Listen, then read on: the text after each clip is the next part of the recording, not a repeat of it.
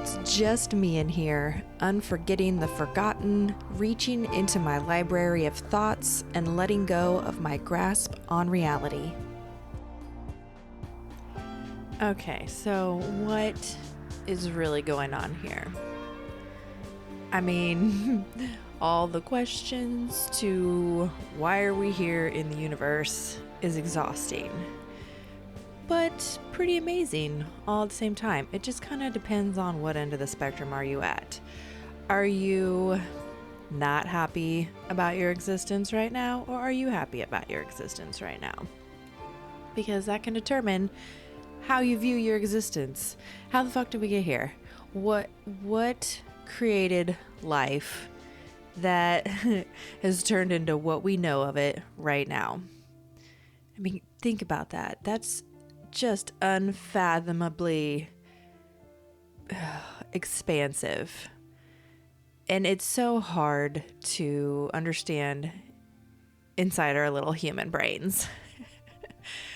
I mean, it's really easy to understand somehow when you have some kind of either a psychedelic experience or an out-of-body experience or a near-death experience or something that people would say is a paranormal experience.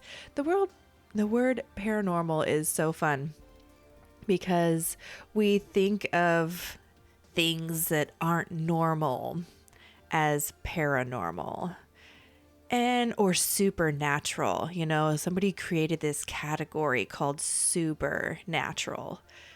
I mean, normal and natural are in those words. That's really what all of this is. It's all normal. It's all natural. It's all wild and crazy and mysterious and sometimes boring and monotonous. But that just is based on, you know, where you want to see your life from. I know there's lots of crazy things that happen to people, and there's crazy things that happen for people. And you just have to understand which one of those perspectives you want to see it from. I mean, I remember getting into a car wreck when I was like 18, right before I planned on walking onto the volleyball team at K-State after my senior year. I had a scholarship for the engineering department. I was super pumped. I wanted to get into computer graphics design and do special effects for movies. That's what I wanted to do. And then I got into this car wreck a week before I wanted to start college and walk onto the volleyball team. And that was no longer happening. Shattered my ankle. 3 years of surgeries, learning how to walk again. I hit the windshield so hard that I had a hematomic blood clot on my head. I stuttered for 2 years and became dyslexic. It did not seem like this was going good for me when I was in that whole, battle of figuring out how to exist now. I had to withdraw from school and come back and start a new journey. But the new journey that I started, I think is just so wonderful and would have never happened if that bullshit car accident hadn't have happened. So did it happen to me or did it happen for me? Really, that's my decision. And when you decide that things are happening for you, you see the light at the end of the tunnel, which is another crazy tangent. Can we go into the light of the tunnel for a second here? What is the light at the end of the tunnel? I mean, this phrase goes all over the place. Some hope, something to look forward to, knowing that there's something next that's going to be better and greater for you.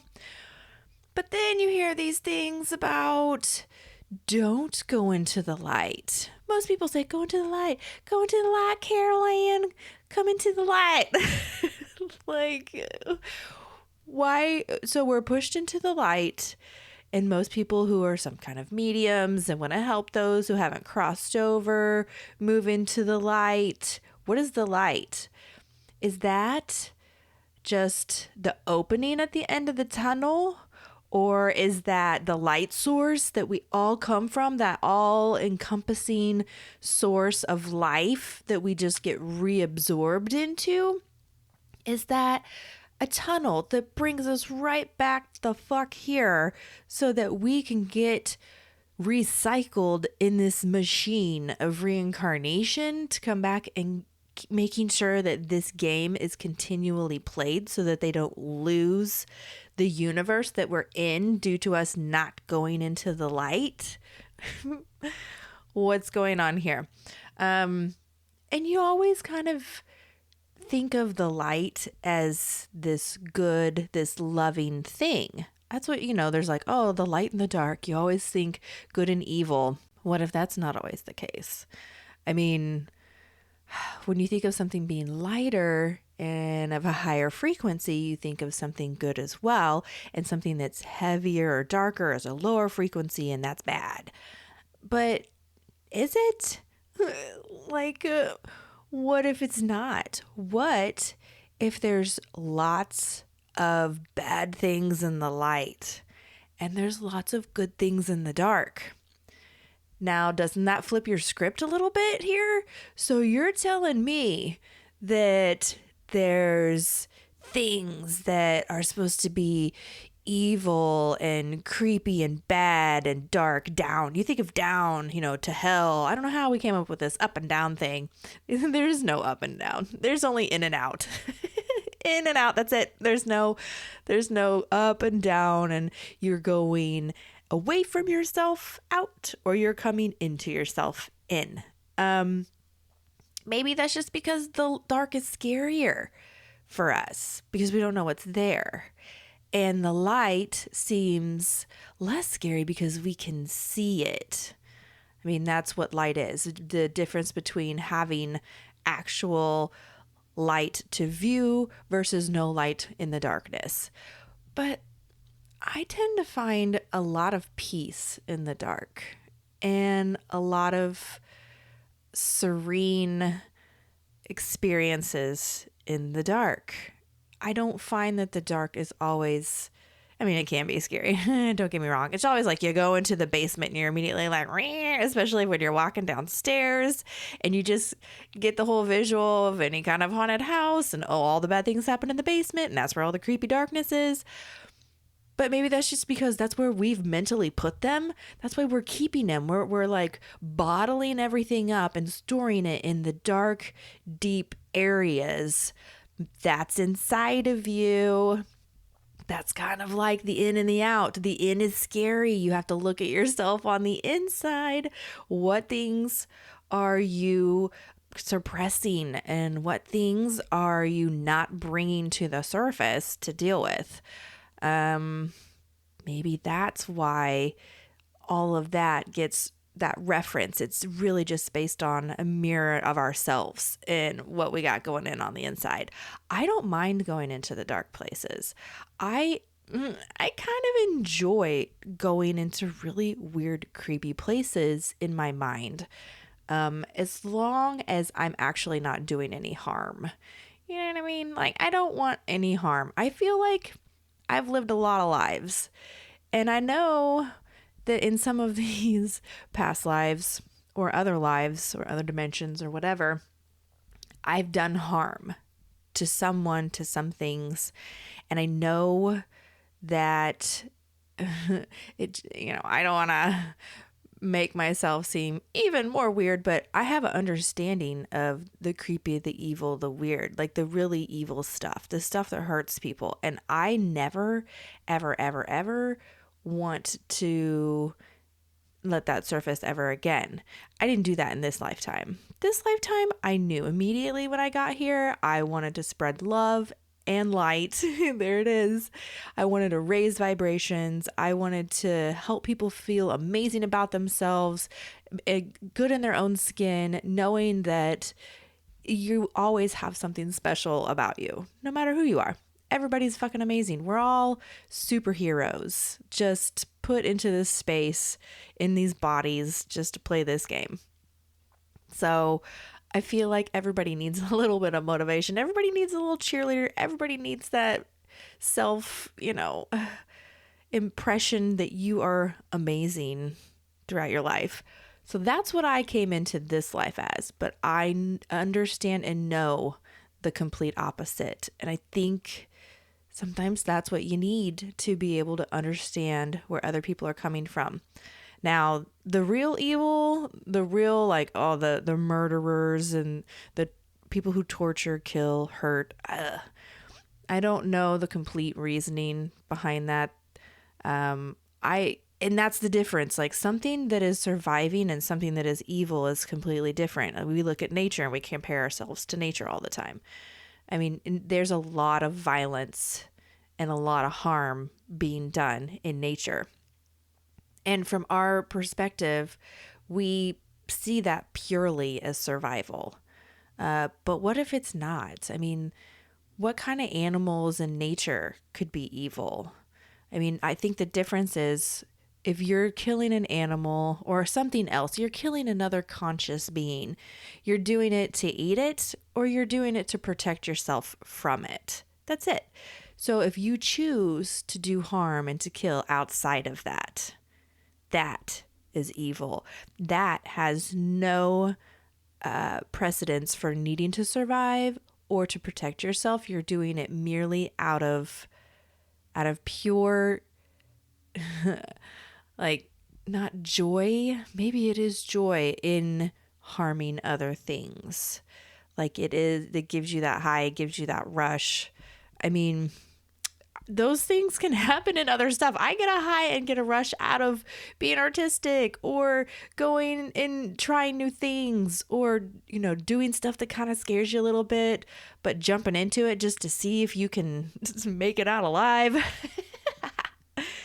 I don't mean that in yes, I'm really gonna die thing, but look, skydiving. Hey, there's a possibility you could die. Driving a car every day, possibility you could die. I mean, we're gonna die. We're just gonna die at some point. Might as well not be afraid to try new things. But to be evil, I don't know. Where does that come from? So, do you have to have pure fucking evil in existence if you're gonna have pure fucking love in existence? Because there is a duality. How does one exist without the other? And most people are like, well, you can have one without the other. I don't think you can. I think that whatever is created has a cause and effect, an equal and opposite effect, so that there's an understanding of it. If you were just never really happy in life, or if you were really low in your life the whole time, and you had one moment of joy, how would you even know that was a moment of joy without being in those moments of lows to see the difference? You wouldn't. You would not understand the highs and the lows. It would just be. It would have no emotional background to it. So these emotions, that's maybe what is driving the driving force behind all of this, is our emotions. So emotions can be totally manipulated, and emotions come from other places. Emotions can be directed at us to gain momentum. So if you walk into a room full of amazing, happy people who are having the best time of their life, man, you're going to feel that flow and you're going to feel that energy and you're going to join on in and you're going to start to have the time of your life and you're going to start to feel amazing. It just happens like that. Same thing when you walk into a room where some shit just went down and something not good is happening. You feel that. It immediately brings you down to that level. Those are emotions. So energies have emotions. So we are energy and all energies can have emotion. So does that mean the elements like fire and water and the earth and the wind, can these all have emotions to them too? They're energy. I mean, can energy and emotions be directly connected? So then Mother Nature can have her own feelings towards things. So how does water feel? Water reacts immediately to our emotions. We know that now. If you to take 2 glasses of water and you label one of them love and you label the other one, ugly, and you speak wonderful to the one with love on it and you talk down to the one with ugly on it, they react to it. You look under a microscope and they completely respond to the energy and the emotions that you put upon them. So water has emotional reactions. So does fire have emotional reactions? And wind have emotional reactions? And obviously earth is a being. The earth is its own being. She is a big giant celestial being. And we're just little parasites on her. I don't know that we're parasites. I feel like we're better than that. But we're no more than these little tiny things living on the surface of her skin. She doesn't need us. We need her. Maybe she does need us. I shouldn't say that. I feel like all the living things here are supposed to work together to help each other. But does that also mean, if we're going with the duality thing, that things are sent here to make sure that we don't work together so that we understand what working together means? Ugh, what the fuck is really going on here? I don't know. It's crazy. But I want to be on the side that helps people. That's all I know. I don't want to be harmful or hurtful to others. I want to be on the good side. So how do I do that? So maybe influencing others to understand how to be there. I don't know. All I can do is be me. There's this thing where people talk about, those who are searching for something are the ones who will normally find it. You don't have to try and press anything onto somebody else. You just have to be what you want to be, and other people will gravitate towards you that need that or that want that or that, want to interact with that. So you don't have to press your little things on other people. That's why it's so funny when the whole Christians crusade about trying to convert everybody over. You don't have to do that at all. If you just be what you think you should be, those people who want to join you will. You don't need to force people. It happens without you even knowing it, just because of your being. This place is crazy. What is going on? So, supernatural. I love supernatural stuff because I think it's natural. And I feel like that category of things that happen, there's been lots of people that have displayed supernatural powers, where that woman who, I think she was in Russia, probably back in the 50s or 60s. I should look it up. But she started to be able to, she had magnetized herself somehow. So she was able to have all kinds of different metals stick to her and move them with her body. And it only lasted for maybe like certain amount of hours or a certain amount of days, but they have a record of being able to take photographs and see what was trying to go on with her. So she had this supernatural power, and they have no idea how she got it, how it came, or how it went. And there's so many different things that happen to people that they can't explain. And I think that's all that supernatural is, something we can't explain. And it's something that goes against the rules, the laws of physics that we know. And that's just it. It's just from what we know. We don't know everything. We don't know shit compared to all the things. So supernatural is just things we don't know. That's it. I mean, it's almost like gifts given to us to be able to understand that this is way bigger and way cooler than we think it is. This existence is temporary. It's just for a moment. So make the best of it.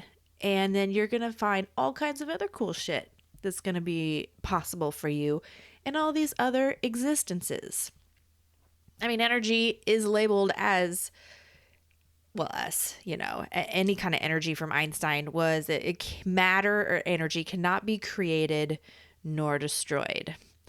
That's kind of an oxymoron. I mean, if you can't make it and you can't destroy it, where the fuck did it come from? It just is. Here, it just is. So, if you believe that, you're not going to be destroyed. Get it? There's no dying.